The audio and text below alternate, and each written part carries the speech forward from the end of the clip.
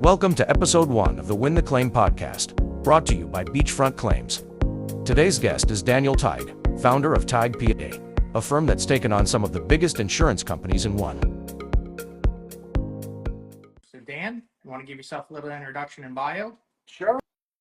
So, happy to be here. Obviously, we've got a great relationship, Mike. Really nice working with you. So I appreciate you sharing the opportunity to help spread some information and, kind of introduce each other's audiences to each other. And, been having some fun doing some good work together. So that's great. So those who I haven't had a chance to meet or connect with, I'm a property damage attorney first and foremost. Our practice started in Florida, maybe 12 years ago, give or take.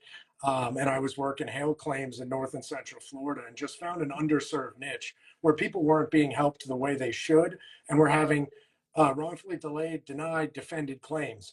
So we started kicking butt on those claims years and years ago. And as we have in Florida, hurricanes started rolling in. And I was kind of earned a reputation as one of the go-to guys, if not the go-to guy, for roofing contractors, general contractors, to get them set up here in Florida, which is unfortunately a difficult and adversarial market. So throughout the years, just kept building and improving. And one of the things that anyone who knows me or has had the opportunity to work with me will tell you, it's always about process and it's always about process improvement. So, our law firm started with humble beginnings with just me and a telephone. And we've grown and grown and grown. And we did about $250 million with a B dollars worth of recoveries from Hurricane Irma. And we haven't tallied since then. But, that number significantly increased. So I joke that, if someone can find a question that I haven't seen before, I'm happy to buy you a beer. Nice. Yeah, and so for your audience, obviously, I started off in canvassing and door knocking roofing before I ever became a public adjuster. So I was down there when AOB was still out and a viable option for roofing companies, and was knocking doors and saw how the roofing claims were getting denied. Got public adjusters involved, so they were able to help out the individual policyholder, and moved up to sales manager for the roofing company, and then became a public adjuster. I got tired of seeing, lawful claims denied, delayed, underpaid, and then I found my niche in what we'll call the high-end market, so second and third homes, commercial buildings, and the higher-end roofs. So, high six-figure, low seven and eight-figure claims. That's where So the I found most my niche in that. I mean, everybody and their brother who does, either property damage law or, public adjusting is doing your everyday, $20,000, $30,000 claims for door knocking and roofing and things of that nature. So we kind of left that niche back in like 2018, 19, when they had 4 separate hurricanes that hit the panhandle almost back to back. And we got out of that niche, seeing how it was such a saturated market and how adversarial it was dealing with, like frontline claims, universal property and casualty, big red State Farm who denies everything. And we started focusing mainly on the companies such as like Chubb, Pure, AIG, Lexington, Cincinnati Group, and a lot of the larger commercial claims and second and third homes, and found that those people were being equally as denied and underpaid as the $20,000 and $30,000 claims, and sometimes even more so. I think our largest gain from Hurricane Ian, we took it from 127,000 up to $2.8 million in 39 days. And it's absolutely shocking that that can happen. So I really appreciate the fact that you found your niche in roofing, because that's how I got started. And with RoofCon 2024 coming up here at the end of October, where you and I will be doing breakout speaking on the do's and don'ts of insurance roofing and how to win the claim, we're both going to have a very good, unique perspective on roofing in the insurance market. With the death of assignment of benefits in Florida, what do you see as being a viable option for roofers to still be able to lawfully get paid and have their clients get their claim paid and not denied? What are some options for them since assignment of benefits is gone? Yeah, that's a great question. And the way you phrased it too is the way that I like to look at things, right? Is you say, what are your options to accomplish what you're trying to accomplish? There's not necessarily one best way. There's not necessarily a silver bullet.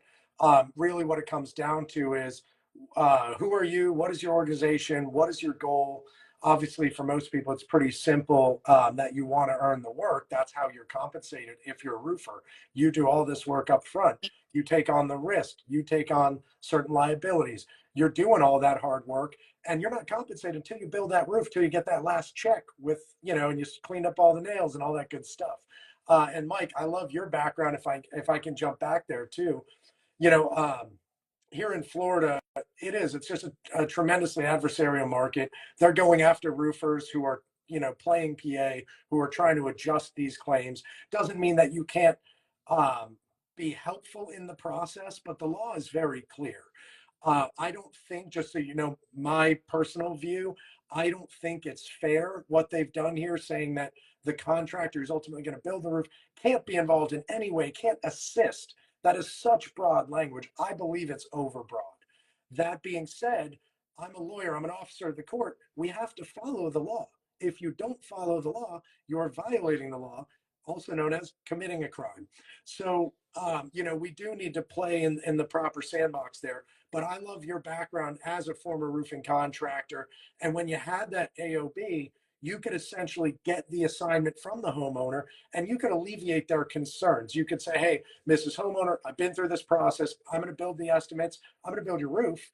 Who better than me to shepherd you through this process? And Absolutely. that worked really fantastically, Mike. I'm sure you had a ton of great victories that way, right? Yeah, I mean, we had, I think, in the first 30 days of Ida, Delta, and Eta, the ones that hit up in the Panhandle, we had, I think, like 178 roofs that we were dealing with, and they were all under assignment of benefits. And we were able to actually go out there with the field adjusters and show them what we found. And we were able, through that assignment, help the individual homeowner who's never been through the process before, had no idea what their policy stated, to get them, the lawful coverage that they were being denied. And when the assignment of benefits went away, now you have roofing contractors that are getting hit up with the Department of Financial Service and the Chief Financial Officer's office with unlicensed practice of adjusting. There's 3 roofers that just got arrested on unlicensed practice of adjusting in Miami-Dade County last week. I don't know if you saw those cases, but they're bringing the full weight of the state law enforcement against them. And I mean, it's funny to see it when they post it on TV. They're showing up and basically, tactical response with, SWAT guys to go get unlicensed practice of adjusters. They're making a show of it. Yep. So the state of Florida has been very clear that any contractor who's engaged in any type of unlicensed practice of adjusting, they're going after them. So I think the best option for the roofers, in my opinion, now is, and what Beachfront Claims has been doing, is we are working directly with the contractor and the homeowner, and we have a separate agreement that is done between the roofer, Beachfront Claims, and the policyholder, stating that the policyholder is allowing us and the roofing company is allowing us to use their number as a whole when we are negotiating the claim. So instead of the roofing contractor doing just a direction to pay and saying, hey, pay us if you think you can. If not, we're going to go after the homeowner. The homeowner and Beachfront Claims and the roofing contractor saying, hey, listen, let's negotiate this as one whole number. I'm going to include the roofing estimate dollar for dollar in my sworn proof of loss. And that's going to be the number that I'm going after. So if there's interior damage along with the roof, then we're adjusting it as one whole claim and including the roofing contractor's estimate as a general line item, bid item. And once it's part of the proof of loss, then I'm able to negotiate the entirety of the claim that way. And then that basically, alleviates us to where, the homeowner has given us permission to do so. So we're still representing the best interest of the homeowner, which keeps us legal with DFS. And it allows the roofing contractor to know that we are still keeping, their whole number and what they need, both upfront and supplemental, to get the roof done. And then they're able to recover that from the homeowner once the claim has been settled. So it gives them a little bit of peace of mind. And I mean, that's some of the things that you and I are going to go over at RoofCon. For those who don't know, RoofCon 2024 is going to be October 23rd through the 26th, wrapping up on the 27th. We're going to be having a breakout session and speaking on the main stage floor for about an hour, and we're going to go over the do's and don'ts of insurance roofing.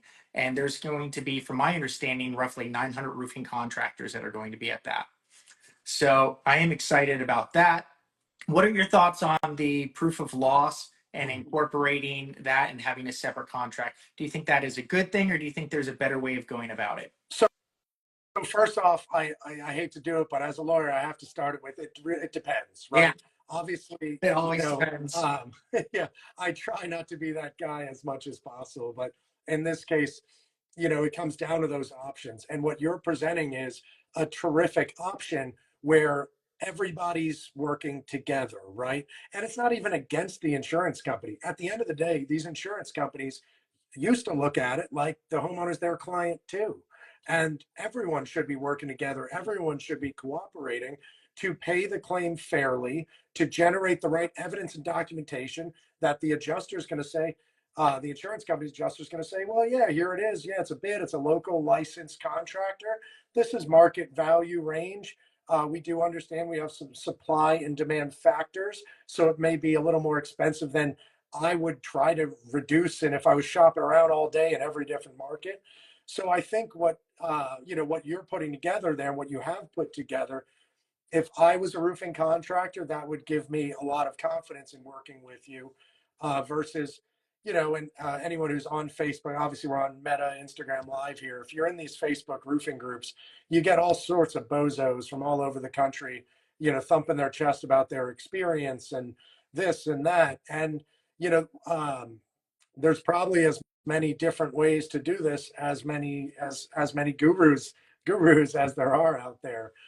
So I think what it comes down to is working with someone, building a relationship, building trust, and working together with a process that's repeatable and scalable. So it's not like a pop quiz on every claim.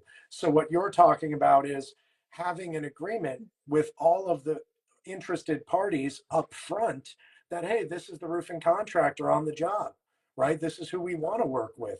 Well, why wouldn't we execute an agreement up front that's going to protect his or her interest so that they can put in all that valuable and limited time they're going to spend with you rather than spending with other clients? Because again, these are good people who only get paid when that roof is built. So I think what you've suggested is, is a great option. It's a very powerful option. And what I'll add to that too is, we're both here in Florida right now as we're having this conversation, but we both do work in other markets, and right. We both, do large losses. I've got a large loss in South Dakota. I've got a claim I'm having a call today in Pennsylvania, multi-million-dollar claim. We've got North Carolina, South Carolina. I've got full offices, Georgia, Tennessee. We're taking our scaling repeatable processes run by the right people with the right culture, and we're taking it to different states. And the reason I'm bringing that up is the rules are going to be different in every state.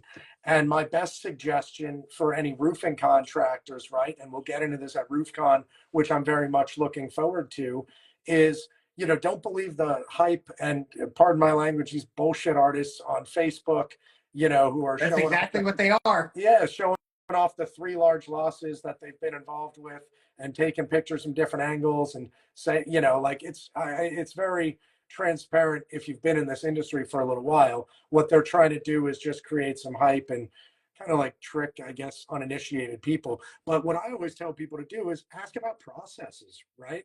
Is say, okay, well, I understand that you've got a ton of experience. Well, just get if you got an experience, if you're an MMA fighter and you've got 50 fights, but you lost every one, you got a ton of experience, but you're probably not a great fighter, right? Yeah, absolutely.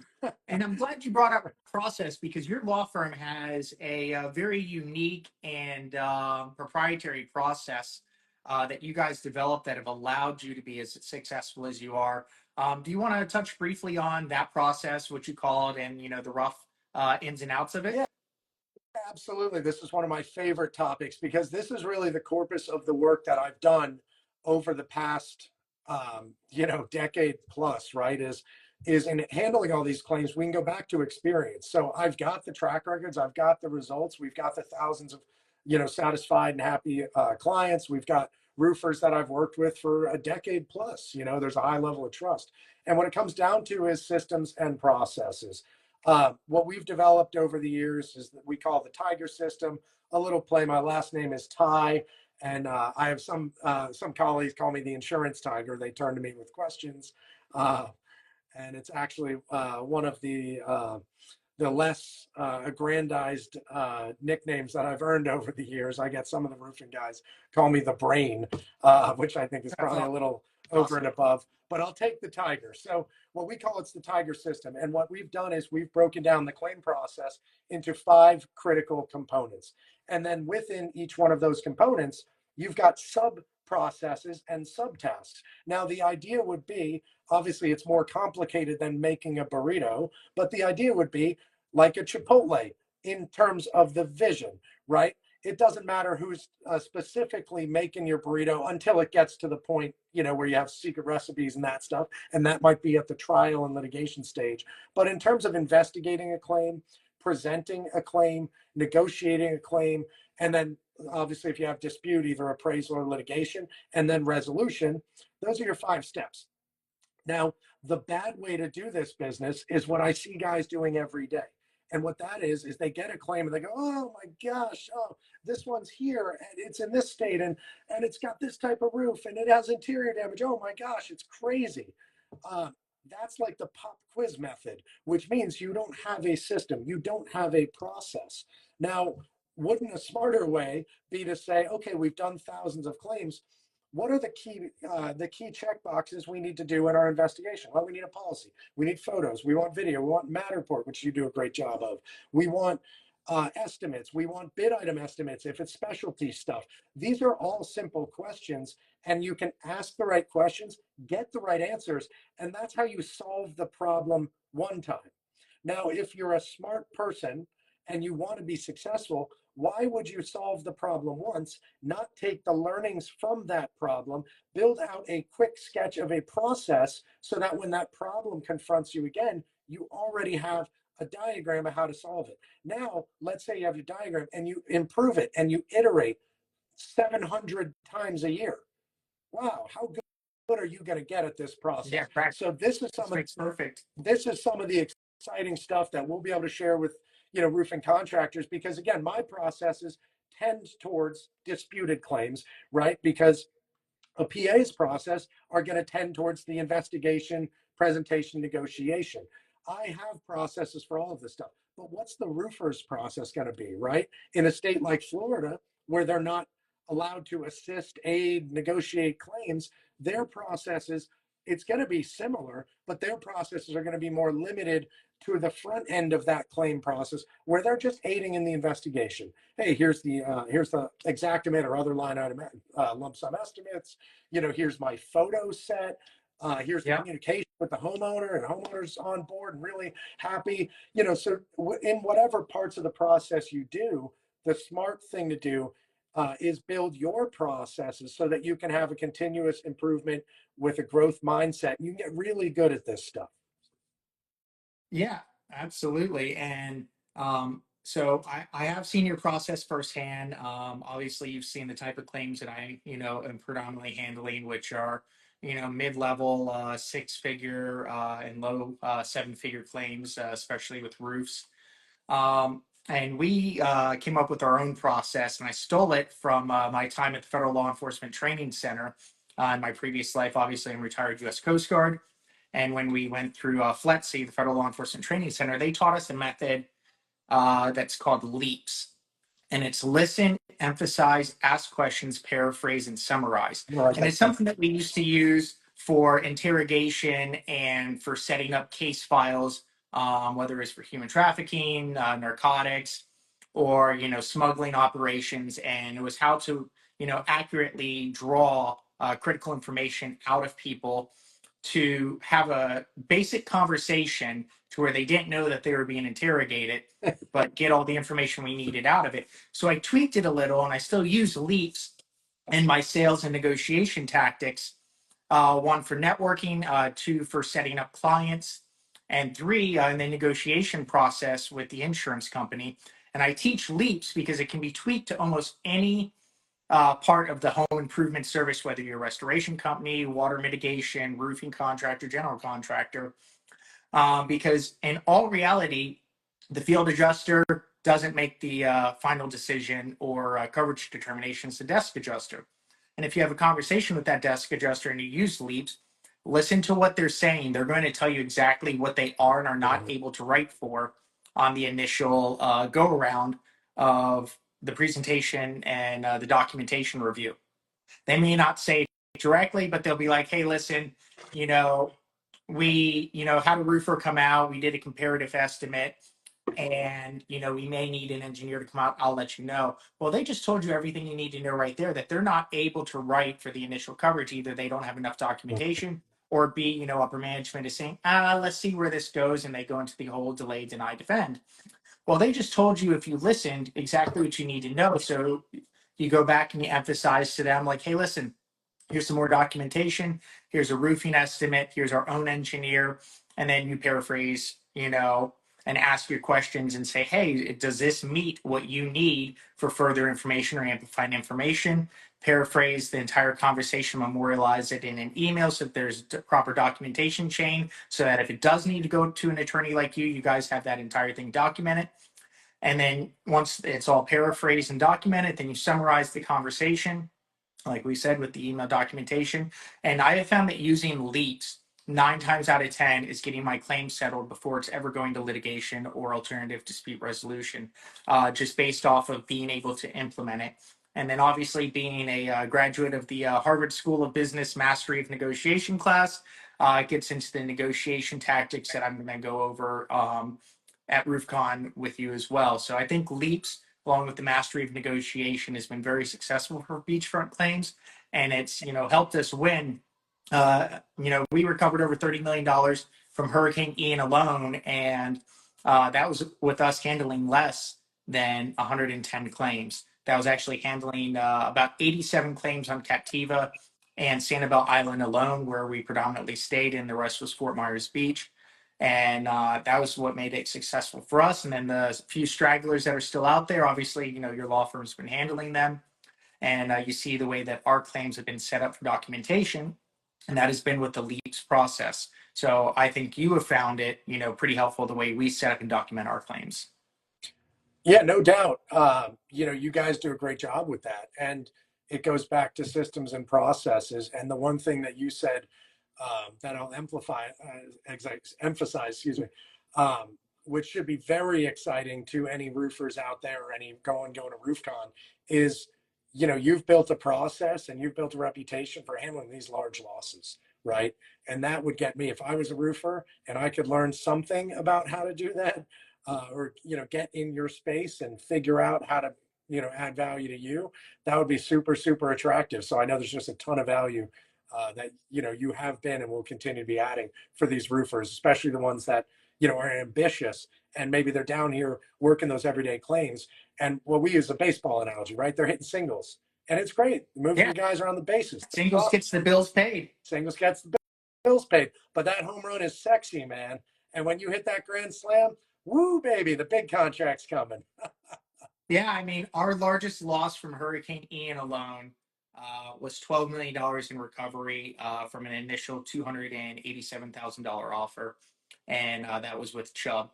So, yeah, we predominantly stay in the space of larger loss just because it allows us to handle less claims so that, myself, my other 3 adjusters, we have in-house fire investigators that are still active duty firefighters within, the local area. And we have roofers, general contractors, and engineers that we work with for comparative estimates. We all stay in that larger loss area, so it keeps the claim volume at a lower level, and the quality of service and the white glove service that I give each and every one of my customers is able to be maintained because I'm not overloading myself or any of my other adjusters with 40, 50, 60, 80, 100 claims on their desk at a time. Yeah, and as we both know, those policies are more complex. What you're doing is you're comparing the damages to what's covered, right? So you got to work through that process. In some of these more complicated claims, we're looking at a bunch of different coverages that if you're just doing roofs, You don't even know they exist. You don't need to. Yeah, And for sure. Mike, always great chatting with you. I do apologize. I have this Yeah, 10:30 absolutely. back We got to stop. cut it So short here. yeah. So, RoofCon, October 23rd through the 26th. We're going to be giving more information out about our breakout speaking session. We've got Daniel Tighe, Mike Gergora, Beachfront Claims, and Tighe Law Firm PA. Any departing words, Dan? No, I look forward to doing this again. I'm certainly happy to jump on and try to add value any way we can. That's the spirit in which I approach really any of this stuff. You see me, I'm very active on social media. I'm trying to do good. I'm trying to help people and empower contractors and policy owners to get what they're owed. There's nothing wrong with that. That's what you're supposed to do.